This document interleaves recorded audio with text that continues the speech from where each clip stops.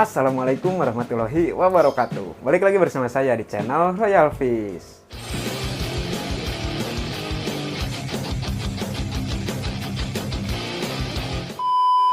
Oke teman-teman, di sini mungkin ada yang sedikit berbeda ya tuh untuk di belakang kita, untuk kondisi tank-tank kita tuh lagi ditutupin sama kresek nih teman-teman.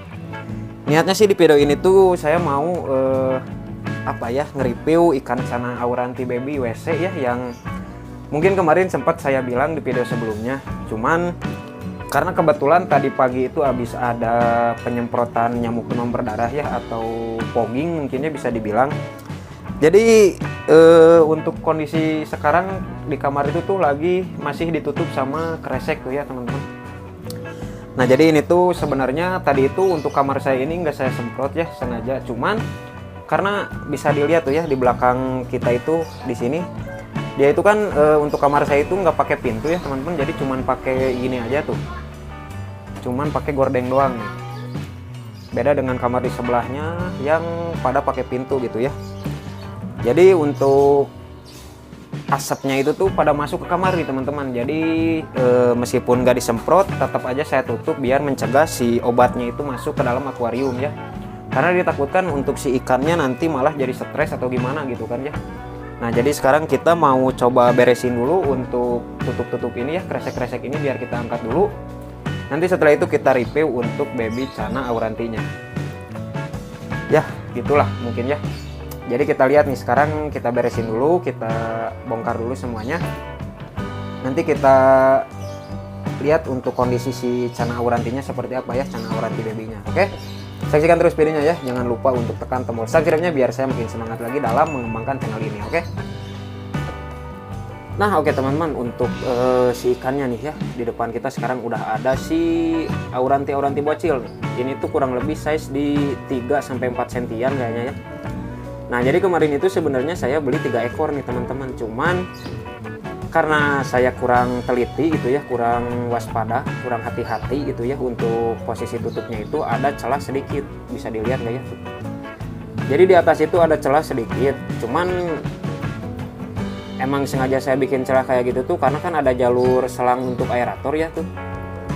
Nah jadi kemarin itu kayaknya si ikan itu yang satunya itu loncat lewat situ teman-teman ya. Padahal untuk kondisi tanknya itu airnya nggak terlalu banyak ya tuh, masih ada space lah ke atasnya. Awalnya sih saya kira mereka loncatnya itu nggak terlalu tinggi gitu ya. Dan ternyata waktu kemarin itu pagi-pagi saya lihat kok ikan yang satu nggak ada. Awalnya sih saya curiga ada di belakang biopom sana, karena dia yang untuk yang satu ekornya itu tuh di antara 3 ekor yang di sini tuh dia suka ngumpat di belakang biopom. Cuman setelah saya periksa lagi, saya cari-cari lagi kok nggak ada gitu ya. Pas saya lihat-lihat ke belakang tank ini, ternyata dia udah tergeletak di lantai dengan kondisi yang udah kering. Mungkin nanti saya tampilin ya untuk fotonya di sini gitu ya. Karena kalau nggak salah kemarin sempat saya foto juga pas kondisi udah kering gitu. Cukup pusing juga ya, cukup sakit hati gitulah, karena rencananya ini saya mau progres sampai enak-enak lagi lah, kita lihat kita progres ke depannya kayak gimana. Dan untuk sekarang ini saya kasih mereka makan berupa cacing darah ya, cacing darah atau bloodworm ya. Karena kemarin itu nyari-nyari cacing sutra agak susah nih teman-teman, di sini harus ke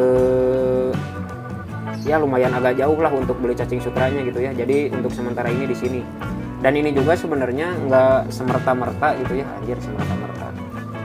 nggak semerta-merta untuk disimpan di tank ini gitu ya teman-teman, karena kan ini kegedean ya, di ukuran tank 30x30x30 atau 30 persegi gitu kan.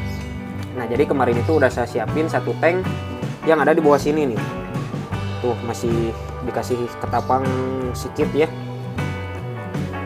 Nah jadi sekarang kayaknya mau kita pindahin ke bawah aja, karena ditakutkan kalau di sini si ikan untuk ngambil napasnya agak kesusahan gitu ya teman-teman. Jadi kita pindahin ke bawah karena untuk menjaga biar si ikan nggak loncat-loncat lagi lah. Untuk airnya juga saya udah kasih air yang sedikit gitu ya teman-teman. Tuh bisa dilihat ya, untuk kondisinya masih bisa dibilang kayak ikan cere ya teman-teman. Cuman bisa kelihatan tuh untuk markingnya udah mulai ngegaris-garis gitulah. Nah jadi ya kita pindahin aja untuk si Auranti ini ke akuarium yang ada di bawah. Ini untuk kondisi si bocil auranti yang mungkin kaget ya karena tadi dikasih tutup, jadi warnanya sedikit pucat tuh. Tapi kalau mental mah insya Allah dia mah mental baja ya. Ya udahlah, kita pindahin dulu dia ke tank yang ada di bawah. Sambil nanti mungkin bakal kita kasih makan juga nih, karena kebetulan belum dikasih makan nih untuk ikan-ikan yang ada di sini ya. Soalnya tadi keburu ada penyemprotan nyamuk demam berdarah. Jadi nggak sempat untuk ngasih makan dulu nih teman-teman, malah sibuk untuk nutupin dulu tanknya karena ditakutkan terjadi sesuatu ke si ikan gitu ya. Jadi ya cari ini aja lah, cari aman aja gitu ya, saya tutup dulu. Oke, mungkin nanti kita lihat setelah si ikan pindah di bawah. Nah oke teman-teman ya, bisa dilihat tuh untuk kondisinya alhamdulillah dia adaptasinya cepat. Jadi nggak terlalu ngedon lah bisa dibilangnya tuh, meskipun baru kita pindahin, baru banget ini masuk ya.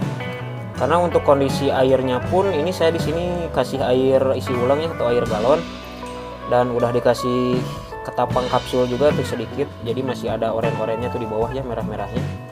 Dan ya kita lihatlah ke depannya, saya juga bingung mau kita bikin kayak gimana gitu ya, cuman kita lihat dulu potensi si ikan. Dari barnya mungkin untuk sekarang ini saya mau ngejar size dulu sampai kurang lebih di 6 atau 7 sentian, baru abis itu kita progres dari mulai warna dan juga dorsalnya ya, kita lihat. Nah untuk di tank ini mungkin nanti ke depannya, bukan ke depannya sih, sekarang juga saya mau ngambil beberapa ekor cana anrau ya. Tapi ini teh bingung antara si anrau itu nanti dinaikin ke sini, atau nanti si kinton kita pindahin ke atas sana ya, atau si ini nih si auranti kita naikin ke atas. Jadi nanti kita lihat nanti aja lah ya, karena untuk anraunya ini saya mau ngambil beberapa ekor, yaitu anrau lubukan ya atau ombyokan. Nanti kita lihatlah gimana kondisi ikannya setelah datang di sini ya teman-teman. Jadi ya kurang lebih untuk sekarang ini kondisinya kayak gini ya. Untuk di sebelah sana ada si bangkanensis tuh yang magernya minta ampun, dan untuk tanknya juga udah berlumut kayak gitu ya, parah banget untuk lumutnya. Nanti juga untuk si ini kedepannya mungkin bakal saya pisahin ya, jadi satu ekor biar semakin enak ya untuk ngelihat potensi si ikan gitu ya, entah itu dari bar atau segala macamnya. Aduh malah ngeblur lagi mau dimaafin ya, ini kameranya udah pakai kamera HP saya tuh. Nah jadi kita lihat ke depannya untuk kondisi si auranti ini kayak gimana ya, kita treatment kayak gimana, kita progres kayak gimana. Jadi buat kalian jangan lupa untuk tekan tombol subscribe-nya ya, biar kalian gak ketinggalan info-info terbaru dari saya ya terkait perkembangan ikan-ikan yang saya rawat, yang saya treatment atau yang saya progres itu kan. Nah jadi kurang lebih untuk sekarang kondisinya kayak gini lah. Nanti untuk tank ini kita pikirin kita isi apa, entah si auranti yang di bawah kita naikin ke atas, atau si kinton yang kita ke atasin. Nah, jadi untuk nanti ada tank 10 mau saya isi yang pasti cana anrau yang mau saya ambil nanti siang. Untuk itunya mau saya serok sendiri ya, kita pilih-pilih. Dan buat teman-teman juga mungkin yang mau lihat cana anraunya kayak gimana, nanti bisa mampir juga ke live TikTok saya, karena untuk cana anraunya itu insya Allah mau saya jualin. Dan kalau dilihat dari video kemarin ya, untuk cana anraunya itu lumayan enak-enak teman-teman ya, untuk rimnya itu tebal-tebal. Dan insya Allah bahanan gondrong-gondrong juga, jadi kita lihatlah nanti ya. Nah jadi kurang lebih seperti itu ya teman-teman untuk kondisi si aurantinya ya. Jadi kemarin itu sempat saya beli 3 ekor, cuman karena kelalaian saya, ketidakhati-hatian saya, alhasil yang tersisa tinggal 2 ekor nih teman-teman. Jadi ya mungkin sebagai pelajaran aja buat saya ya, supaya kedepannya lebih hati-hati lagi dalam memperhatikan tutup si akuariumnya gitu ya, biar si ikan gak loncat-loncat. Meskipun ikannya masih kecil, yang saya kira itu loncatannya nggak akan terlalu tinggi gitu ya, tapi mungkin kebetulan emang bukan jodohnya juga, bukan rezekinya, jadi mereka malah si ikan malah lewat gitu ya. Dan ya semoga mungkin kedepannya bisa keganti dengan yang lebih baik lagi ya. Dan semoga aja untuk si auranti ini yang 2 ekor ini tuh bisa berkembang dengan maksimal gitu ya teman-teman, biar semoga bisa jadi ikan-ikan yang cakep-cakep gitu ya, yang enak-enak, yang gondes-gondes gitu kan ya. Karena tersisa 2 ekor sebenarnya kemarin cukup nyesek juga buat saya pribadi ya, karena di ukuran yang sekecil ini di sekitar 3 atau 4 sentian itu kemarin saya beli di harga yang bisa dibilang cukup lumayan mahal lah ya untuk sekelas ikan cana gitu teman-teman. Jadi kenapa saya lebih memilih cana Auranti WC gitu kan ya. Dan buat saya pribadi untuk cana Auranti WC itu punya beberapa keunggulan ya dibanding cana Auranti CB.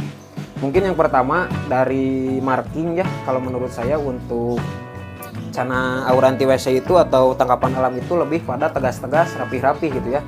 Berbeda dengan cana Auranti CB.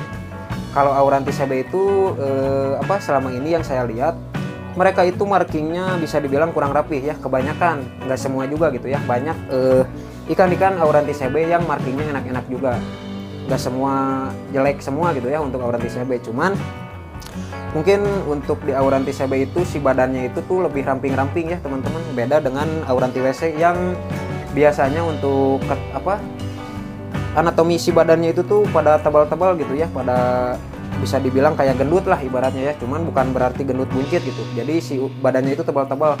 Beda sama Auranti CB yang dominan pada badannya itu kecil-kecil gitu ya teman-teman. Makanya saya pribadi di sini lebih suka Auranti WC itu karena beberapa hal tersebut gitu ya.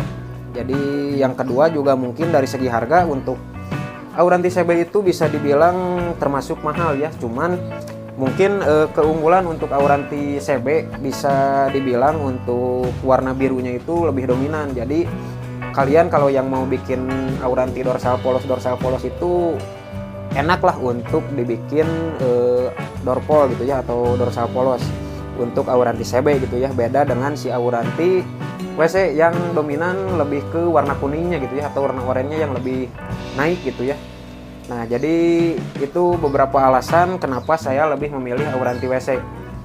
Jadi mungkin buat teman-teman yang punya pendapat berbeda tentang Auranti CB dan WC boleh ditulis di kolom komentar ya. Kita diskusi aja lah di sana. Nah, jadi mungkin untuk video kali ini segitu dulu. Sampai jumpa di video selanjutnya. Jangan lupa untuk tekan tombol like, komen, dan subscribe ya. Jangan lupa juga untuk nyalain lonceng notifikasinya, biar kalian gak ketinggalan info-info terbaru dari saya terkait perkembangan ikan-ikan yang ada di sini, dan juga eksperimen, treatment, progress, tips and trick, dan segala macamnya yang bakal saya bahas di channel ini. Jadi terima kasih udah klik video ini. Sampai jumpa di video selanjutnya. Assalamualaikum warahmatullahi wabarakatuh.